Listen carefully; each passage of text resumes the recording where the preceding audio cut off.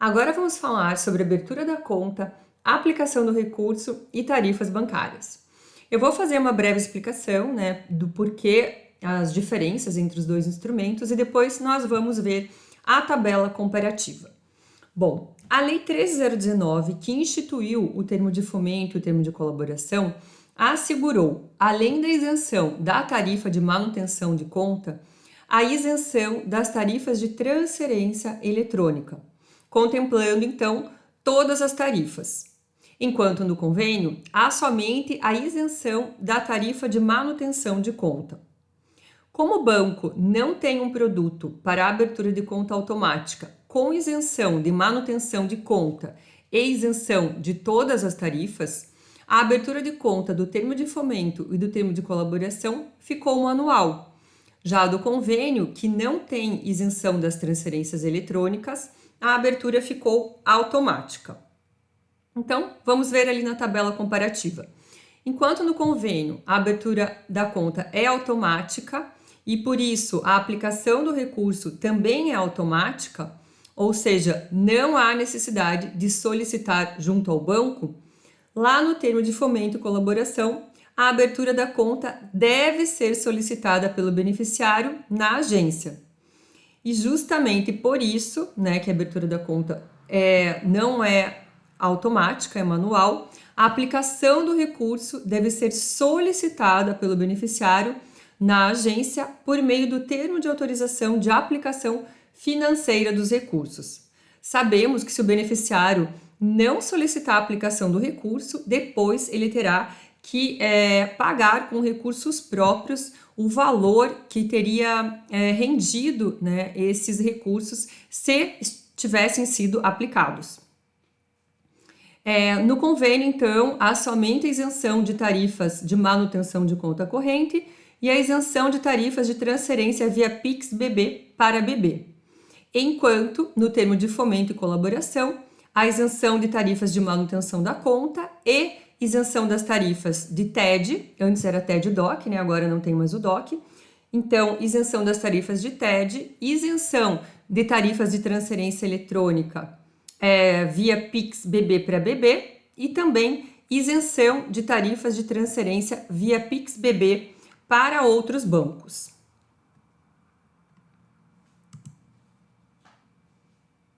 E agora vamos ver a regra que concedeu a isenção total de todas as tarifas para o termo de fomento e termo de colaboração.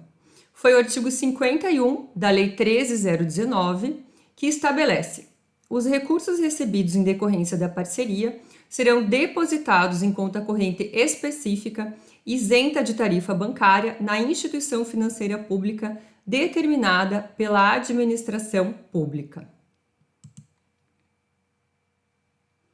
Vamos falar agora sobre a aplicação do recurso. Já vimos esses artigos quando falamos sobre os rendimentos, mas agora a ótica é sobre a aplicação dos recursos. O artigo 38 estabelece que os recursos, enquanto não empregados na sua finalidade, serão obrigatoriamente aplicados em fundo de aplicação financeira de curto prazo, de baixo risco, lastreado em títulos da dívida pública. E falamos lá no item dos rendimentos que se a pessoa cumpriu esses requisitos e o rendimento der negativo, esse valor não pode ser imputado ao beneficiário.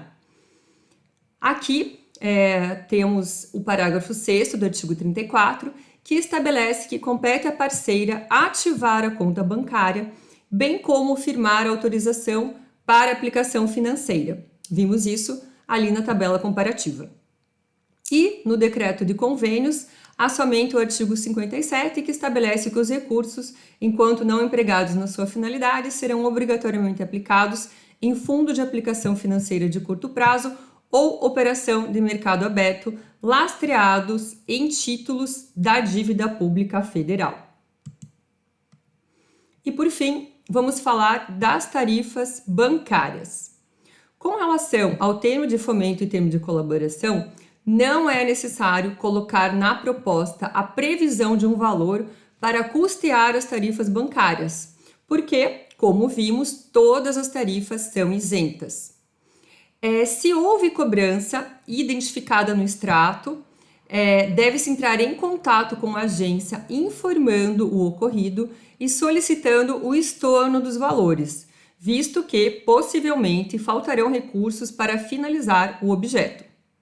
Quando a conta é aberta, o beneficiário deve comparecer à agência levando o termo assinado e o gerente autoriza a isenção da tarifa na conta do instrumento.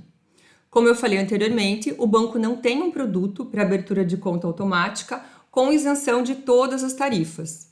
Então, tanto o beneficiário quanto o gerente devem fazer a sua parte para que ocorra a isenção das tarifas bancárias, no caso do termo de fomento e termo de colaboração.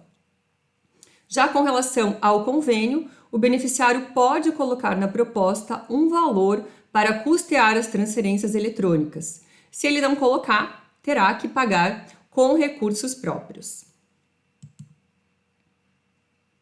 Vamos falar agora sobre a movimentação dos recursos. O artigo 36 do Decreto 1196 estabelece que os recursos somente poderão ser movimentados para pagamento de despesas previstas no plano de trabalho, na forma admitida no termo de colaboração ou no termo de fomento, e para aplicação financeira, que vimos há pouco, na forma do artigo 38 deste decreto. Bom, então esses são os casos de movimentação dos recursos. Como vimos no tópico das alterações, caso o beneficiário deseje fazer alguma alteração nas despesas, deve fazer antes de realizá-las, porque as alterações precisam passar por uma análise e, após aprovadas, irão compor o plano de trabalho. Quando o beneficiário for elaborar a sua prestação de contas no SIGEF Web, terá disponível as despesas do plano de trabalho. Por isso, se o beneficiário realizar despesa não aprovada, não terá como prestar contas dessa despesa lá no SIGEF Web. Então, no caso de realização de despesa não constante no plano de trabalho, o valor deverá ser glosado.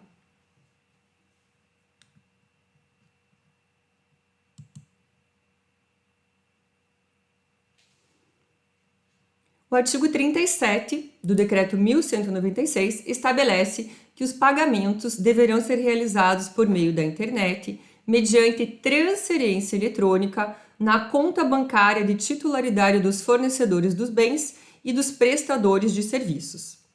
E aí, vamos ver exceções a essa regra do pagamento de transferência eletrônica. São casos, então, que se autoriza um pagamento distinto.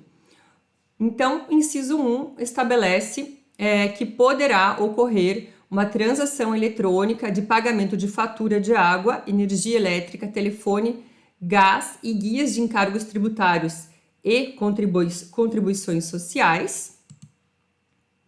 E o inciso 2 estabelece que é possível a transferência de recursos para a conta de empregado da OSC com a finalidade de realizar pagamentos em espécie de despesas com viagens previstas no plano de trabalho referentes a deslocamento, hospedagem e alimentação, desde que justificada a impossibilidade física de seu pagamento mediante transferência eletrônica. Então, a regra é o pagamento por transferência eletrônica, tendo como exceção essas duas situações. Se não se enquadrar em nenhuma das situações ou o valor do pagamento em espécie for superior a 5%, o valor deverá ser glosado.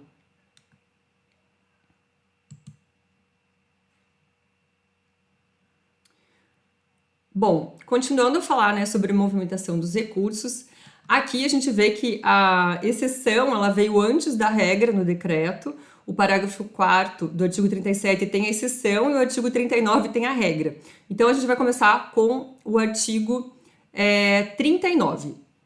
A parceria deverá ser executada com estrita observância ao plano de trabalho, às cláusulas e finalidades pactuadas, observado o artigo 45 e as seguintes vedações: realizar despesas em data anterior ou posterior à vigência. Mas aí, lá no artigo 37, parágrafo 4º, é previsto a OSC somente poderá pagar despesa em data posterior ao término da vigência da parceria, quando o fato gerador da despesa tiver ocorrido durante a sua vigência. Então, a regra é que a data constante dos documentos fiscais esteja compreendida dentro do período de início e término do instrumento. A exceção é essa do parágrafo 4º do artigo 37. E o fato gerador da despesa tiver ocorrido durante a sua vigência, o fato gerador entende-se como a aquisição da mercadoria ou a prestação do serviço.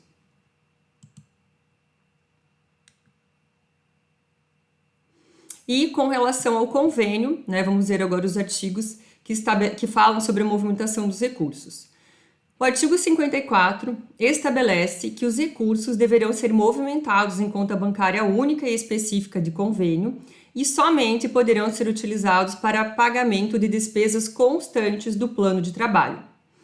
Nesse artigo, além de falar que os recursos devem ser utilizados somente para pagamento de despesas constantes do plano de trabalho, também há a determinação de se utilizar a conta específica do instrumento para a movimentação dos recursos. Não se deve movimentar os recursos recebidos para outra conta e de lá realizar pagamentos. Toda movimentação deve ser feita por meio da conta específica e isso vai ser comprovado pelo extrato bancário que deverá ser apresentado na prestação de contas. O artigo 55 estabelece que os pagamentos deverão ser realizados por meio de transferência eletrônica. E, no parágrafo único, há apenas uma exceção. Excetuam-se do disposto no caput deste artigo os pagamentos realizados por meio de transação eletrônica de pagamento de fatura de água, energia elétrica, telefone e gás e de guias com encargos tributários incidentes sobre obras e serviços. Então, essa é a única exceção no decreto de convênio.